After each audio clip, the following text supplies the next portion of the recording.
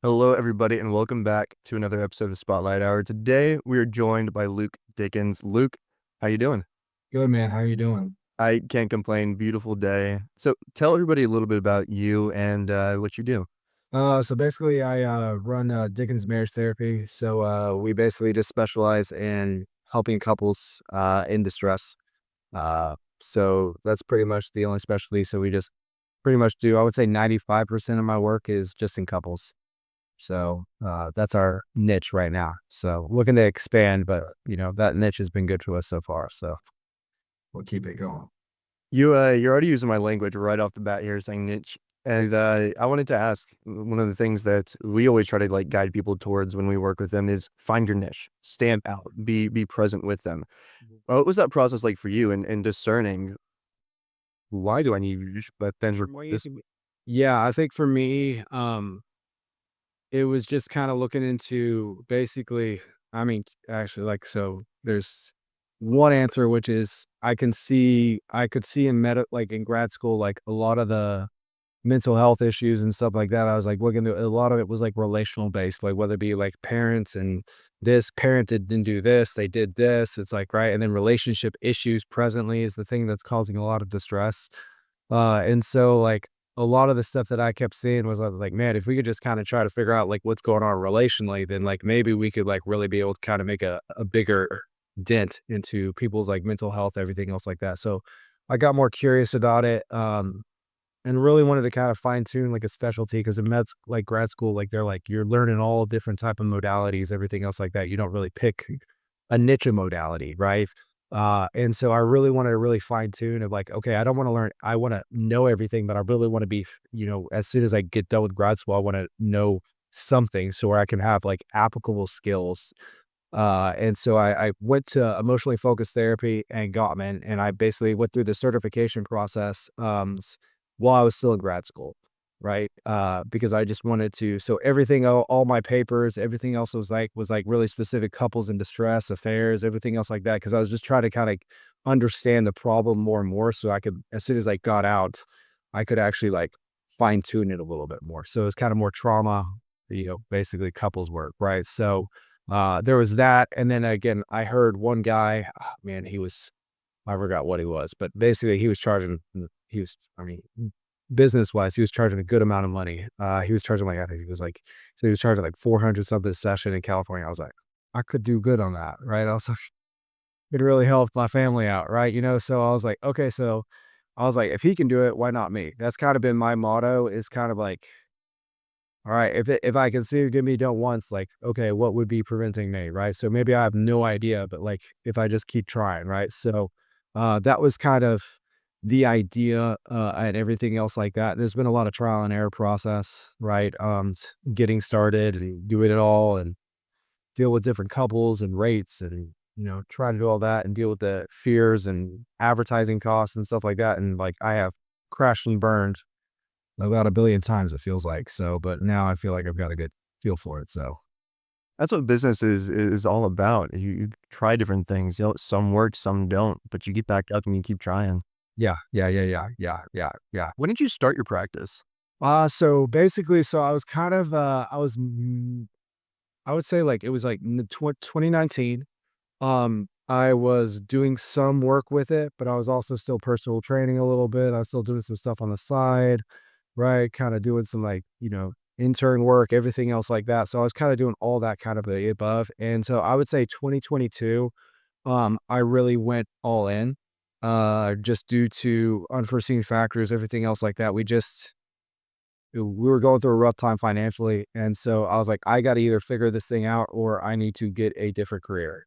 Uh, and so 2022, I really started, like, diving into actually understanding business, not just marketing, right? And really just trying to understand, okay, like, how do you actually build something sustainable? Like, what's it actually look like versus like, oh, I'll see somebody and I'll charge her an hour. It's like, right, like started kind of learning the whole entire thing because and so about 2022, that's when I would say that's probably like the deciding factor for me.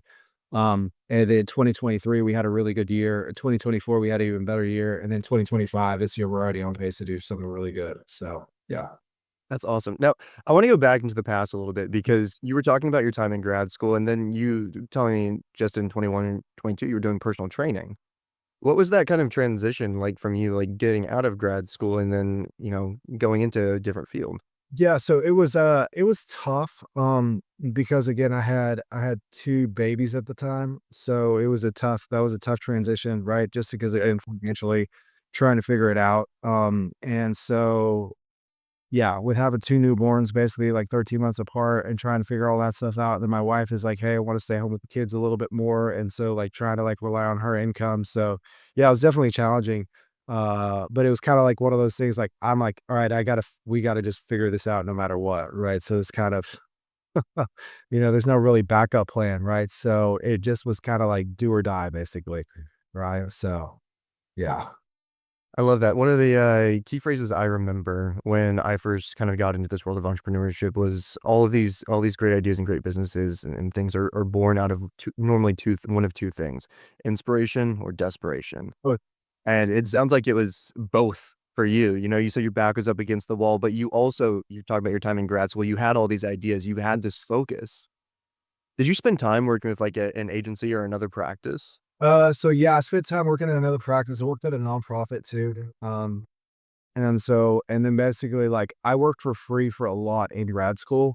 Um, like a lot, right? So I just wanted to get as many reps in as I could. And just to really fine tune the practice. And so basically like, when I was doing my internship and stuff like that, I got I worked with this nonprofit and their ministry. And so they do a lot of men's and women's work, but they didn't do much couple stuff. So I was like, hey, I was like, I know y'all see a lot of people. I'm sure they got some marriage issues. So send them my way and I will literally, uh, I'll see them for free. Right. So from there, I did that for about almost 2 years.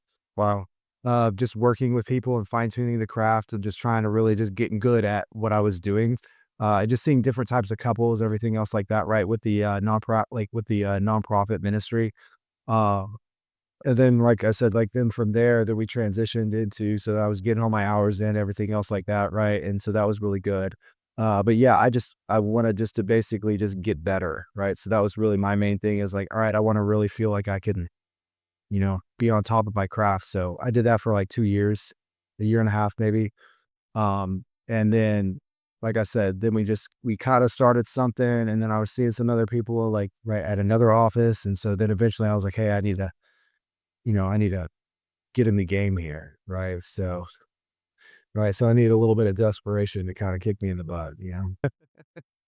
I love that, and, I mean, you got your own practice started. What was that kind of journey like when you were first getting that picked up? What was kind of like the biggest hurdles to come over when you were Oh, biggest hurdles was, definitely so at first for me, it was definitely, like, understanding, like, I understood the concept of the marketing. The biggest thing for me was just understanding, okay, like, how does marketing work, right? And so what channels would work, right? Everything else like that, right? And so from there, it was like we just kind of explored a little bit with like Google Ads, with Facebook, and right? And then I got like, I remember I spent like some money on Facebook and just educational stuff thinking that that would work and it wasn't working. And then I finally got a client from that. Like it was randomly, it was like a month later. And I was like, oh, that's kind of cool. But I was like, that was like $1,000. I didn't think I was going to return back.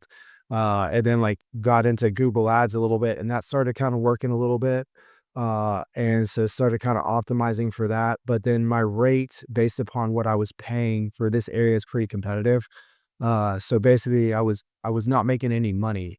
I was pretty much which is okay. Like if you got a lot of money saved up, like it's like right, like you could break even for the first month or even 2 months, and then but at that point I was like, man, I need money for food and stuff like that. So I would have to kind of pause the advertising, make some money, then pause the advertising. So it was always kind of ups and downs, and then trying to be able to do all that, and then again, just started to kind of experiment with like rate changes and stuff like that, and then just continue to kind of increase LTV, lifetime value of the client. And how do I do that? And continue just to kind of do that. Like, what's something that would be needing for support, everything else like that. Just continue to fine tune it to where we're taking up we're you know basically, like, when I was starting, it was, like, the lifetime value of my client was probably, like, maybe 1,500, like, maybe, and then now it's, like, close to, like, 55.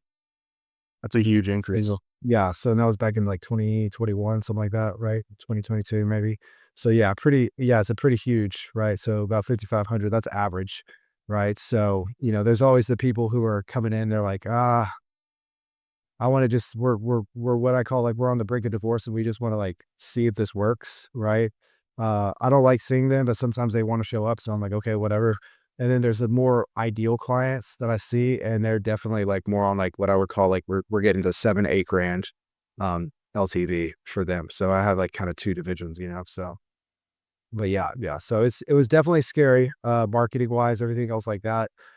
Testing different things out. But once I started to know kinda like what to measure, like click-through rate and, basically conversion rate and, testing out different, like, just basically headlines for, like, the click and, the landing page that would happen if they were to get on there and, like, okay, so asking clients, "Hey, what stood out to you about that wanting to reach us out?" And so I'm just literally taking notes of, like, okay, what part of that stood out on the website? Like, what start like, I'm like, and they're like, "Oh, I really like what you said. Does that really resonate?" I'm like, "Okay, cool." And so then you just start putting that together and then you start fine tuning the landing page more. And I've been doing that for I would say 2 years. And so like this, let's just say like, for example, I've got, this, let me pull it up here. So yeah, we would get like a good conversion rate to where it's like, like again, so for example, like this is like where's that? Oh, you can see it. So we had like 21 clicks, 8 conversions, immediate conversions, and then basically 2 on the back end, right? So we got 2 people who clicked and like we're looking around, right? So that's what we've been doing now. So we're having a pretty good, like I said, like it's like my goal is to it was, I was getting maybe 5% back in 2022, 5 to 8%. Then it got it to like 12%, like on average, maybe 15. And then now like we're pushing past 20% and trying to get anywhere between 20 to 40, depending on the month. So just keep Great. enhancing until I feel like I can't basically make it the best that it can be to clients and stuff like that, right? So being able to do that, right? So really trying to, like I said, enhance that. And then on the back end of like, how do we get them all to show up, right? So what does that look like, right? And what are we willing to do that other people aren't willing to do, right? So, so we're willing to offer like the first session completely free. So we're going to do a free consultation on the phone. Um, but then we're gonna do a free session too, because again, I wanna kinda get my hands dirty and I want them to get a feel for it. And so before they invest, right, I would like them to get a taste. And so when they get that taste of just not on the phone, because on the phone and then in person is different, right? Is so once they get a taste, then a lot of times we have a really good closing rate too. Um, I shoot for 30 to 50%. So, but like right now, like it's about, I would say 70, 80%. So out of the 8, for example, I've had 5 people sign up. That's right. People said no. One wasn't qualified. I would say they were qualified. She was ready for a divorce, and so she didn't want to go. She just was there to, and then another person they bucked at the price and there was no budging. So I was like, all right, whatever. So and again, we're charging pretty good, right? So again, like, I don't mind going over numbers. Like we're charging 350 a session. So like, I love that. and but know your worth. Yeah, we're giving them a lot of good resources. We're giving them access to their notes, with so they're getting like a personalized relational playbook that's like applicable to them. So what's working in session, we're giving them feedback on what's working in session, and then we're putting that in there so that they don't get a relationship book that's like generic. They get something that's specifically for them, right? So that's really helpful. They like that too because it gives them some sort of resource at home to where they're like, okay, this is what we worked on, this is what worked, this is what didn't work, right? So they can actually see it. We give them guides and stuff like that that kind of break it down. And they really like that too. So, um, you know, but I do try to target more I would call higher net worth, higher top income, just because their problems are different, right? Everyone has marriage problems, whatever else like that, but their problems are a little different than let's just say someone who's, maybe they're more middle class or anything else like that. Like, you know, uh, they're gonna have a little different problems, right? So, but I've found that those are the people who are actually like they're way more motivated, number 1, and they're way more, like, patient too, which is actually really helpful to where they're not expecting, like, a miracle the first session. Mhm. And so some people who are what I call more middle, they're like, "We haven't transformed our 20-year relationship in 1 session, so, like, what's wrong with" like, it's like, right? It's like, so It they doesn't work like that. Yeah, they have better expectations and everything else like that, right? And they're very much following the process and right, and they very much trust the expertise and everything else like that, right? And they both usually want it to work because they do have a lot more to lose, whether it be a divorce is, you know, way more expensive than what we would have to offer, you know? So, but that's just a little bit. I love that. Every bit about that I love. One thing I really wanna focus on here and ask you about is, because you've talked about this a few times, is your session rate. Being at 350 now, going back and seeing that person in California a few years ago charging 400. What did you start at, and how did you kind of find the sweet spot? Yeah, geez, so I started at 150. I started at 150. So I started at 150 because again, I knew some people, and so people I respected that were therapists, and I was like, they're charging 150. So I was like, well, they'd been doing it longer than me, but I'm gonna just do it, right? So I started at that, and then as I began to start to realize, like, hey, right, like at least marketing in this area, Google Ads is like it could be pretty expensive per click. Right? Like it's like the top end, like if you want to be the top search, right? Like back in 2022, I think it was like 31. Now it's like 41 to be top of page, right? So it's like if you want to get like now it's not all the time 41, but that's usually like they said like max bid, right? Mhm. So I knew like I was like, okay, so like if I want to actually advertise, like I can't just be this, right? Because I have to turn it off and then like I might have a decent month, but then I'd have a slow month. And then it's like, you're questioning everything else like that. So basically I went back and just said, okay, every 3 months, I took a risk and said, hey, about every 2 to 3 months, I'm gonna raise it 20%. So basically I would raise it like 25 to $30. And I Did you pass that on to your existing clients? no, not to my existing clients because we already set that up in a contract, everything else like that. So I was totally good with, hey, you guys signed up and had this expectation. So I'm going to fulfill on that expectation because again, I already laid it out for you. But anybody new, I was going to be able to do. Right. And so, and again, a lot of couples work it's like a surgery, so it's different than maybe trauma work, everything else like that, where you're seeing somebody. I would say you're trying to see someone more consistently, for a longer period of time, right? And so their lifetime value might be you might see them for a full year, right, consistently. And so my goal is to try to be able to get couples where I'm trying to get them in and out, and we're trying to get them, to get them the help that they need, and then we stabilize on the back end where it's maybe a once a month thing, once every other month thing, and then once they're pretty stable, then I'm like, hey, let's pull the plug and let me see a new couple, right? So, yeah, I mean, it's all about the math, right? So it's like, right, like it's like so, um, that's what I found to be working because again, it is very much A to B. Like couples are not, they're not at for. Well, I love seeing my therapist for 6 months, right? It's like, nah, it's more of a, I have a problem. I need you to fix this as quickly as you can. I just Exactly. didn't feel progress. Does that make sense? Right. So it's like, it's not like, hey, I'm going to go talk to my therapist and we're going to do this and we're going to get the support I need and go back and get resources. It's like, we're coming in and we've got a problem that we need to solve.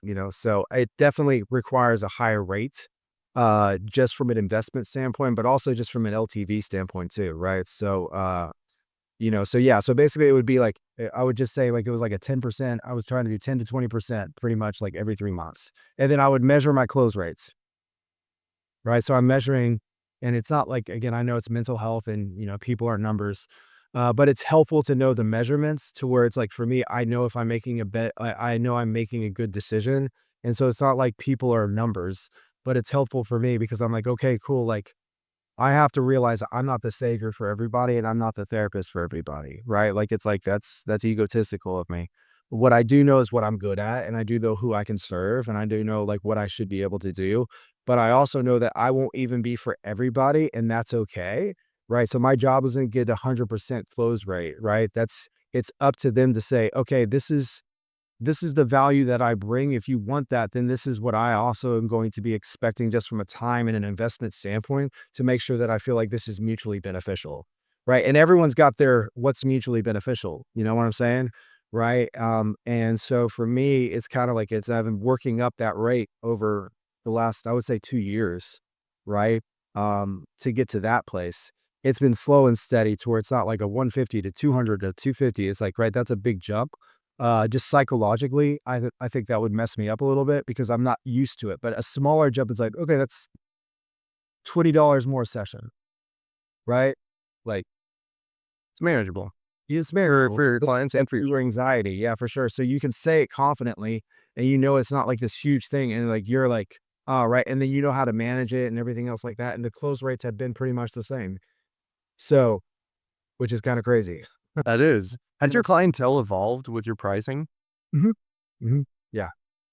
Yeah, a little bit. Yeah. So again, my confidence has definitely, but also like every single time like where I raise my prices, it makes me want to level up my game and give them more. I love that. Right. So it makes me want to think of how can I add more value? Right. Like what can I do to make sure that I am from a value price exchange? I don't want it to ever feel like, okay, like I'm getting the better end of the deal and they're not. Right. I want the value exchange, the value price exchange where they're like, man, I would pay 10 times that price if I could get all this stuff. Like that's how I think, right? And so when I'm coming in, I know that I'm going to supersede, right? And so I have like for example clients and like if I were to see a client like last night and I'm like, "Hey, if y'all have questions, I need you to text me and then we will get on the phone and I'm not going to charge you.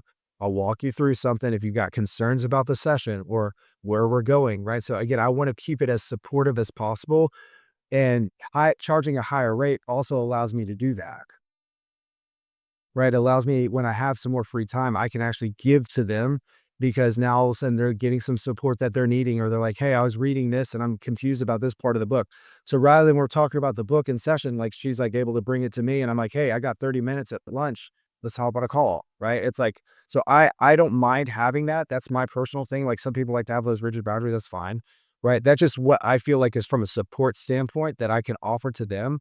And again, when I'm charging that much, people really appreciate that. And so where it's no longer about the price, it's really about the value that they're getting and the support that they're getting, and they feel very taken care of.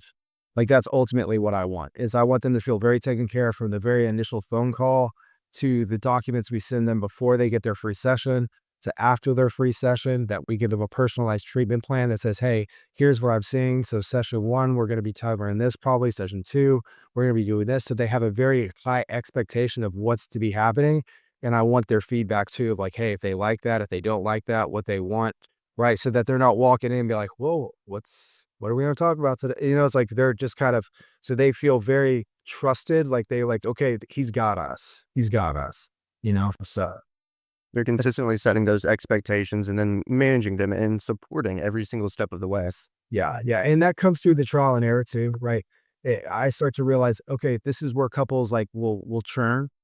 So, for example, like a lot of couples will churn after what I would say like the fourth session, because like they're still trying to figure this out and they've come in for their free session and they've done their individual sessions and they've come in and they've done all this stuff and they're still not seeing lots of results yet.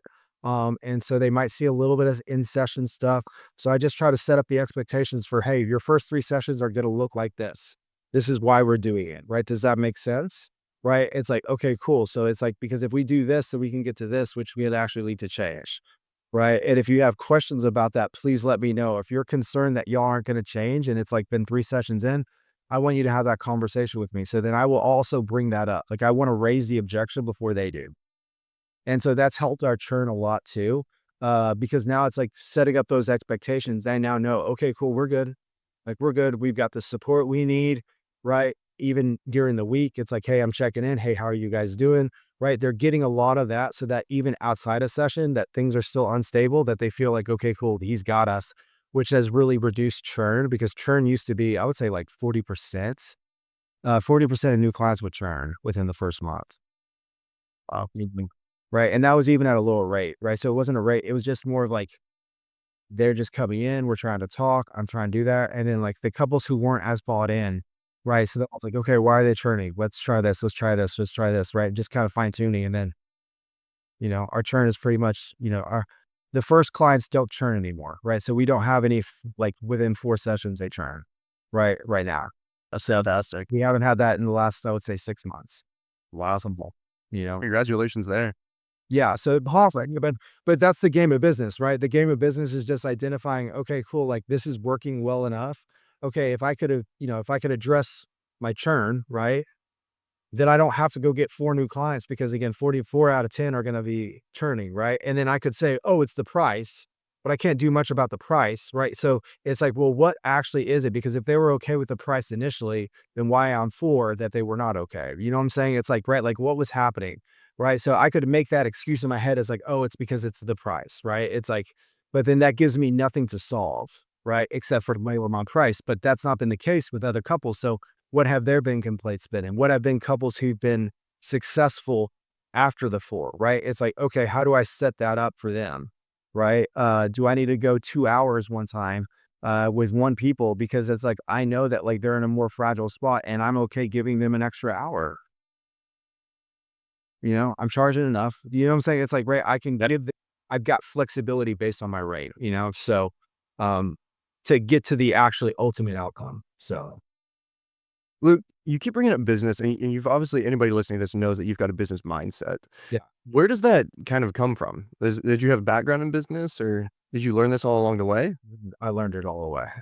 It was the desperation part, right? When you are starting to, when you got kids and you've got like a wife and they're counting on you, um,